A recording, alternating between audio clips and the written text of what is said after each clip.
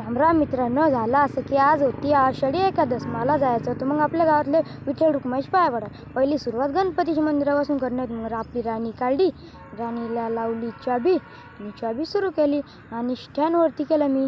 आणि आता किक मारताय. आता मी किक मारली आणि आता पिरिरिरी सानाना चाललो मी 180च्या स्पीडमध्ये रफमध्ये चाललो. आता मी थेट पोचलो गणपतीच्या मंदिरापाशी. चाबी काढली, स्टँड खाली केलं आणि आता मंदिरात गेलो. अगरबत्ती लावली आणि आता मी पाया पडणार होतो.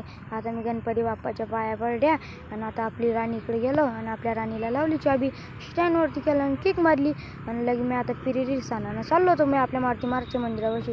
आता इथं पोहोचलो, स्टँड खाली केलं आणि आता मी मंदिरात गेलो. मारुती महाराजच्या पाया पडल्या आणि मग आता मी महादेव महाराजच्या मंदिरात गेलो. महादेव महाराजच्या बी पाया पडल्या मी आणि मग मी आता आपल्या राणीला लावली चाबी आणि स्टँडवरती केलं, किक मारली आणि मग मी आता पिरिरी साना चाललो विठ्ठल रुक्माईच्या मंदिरात. मग आता इथं थेट पोचलो विठ्ठल रुक्माईच्या मंदिरात. स्टँड खाली केलं आणि आता मंदिरात गेलो. पाया वगैरे पडल्या आणि मग आता मी जाणार होतो आपल्या राणीकडं. मग आपल्या राणीकडे गेलो, आपल्या राणीला लावली चाबी आणि स्टँडवरती केलं आणि किक मारली.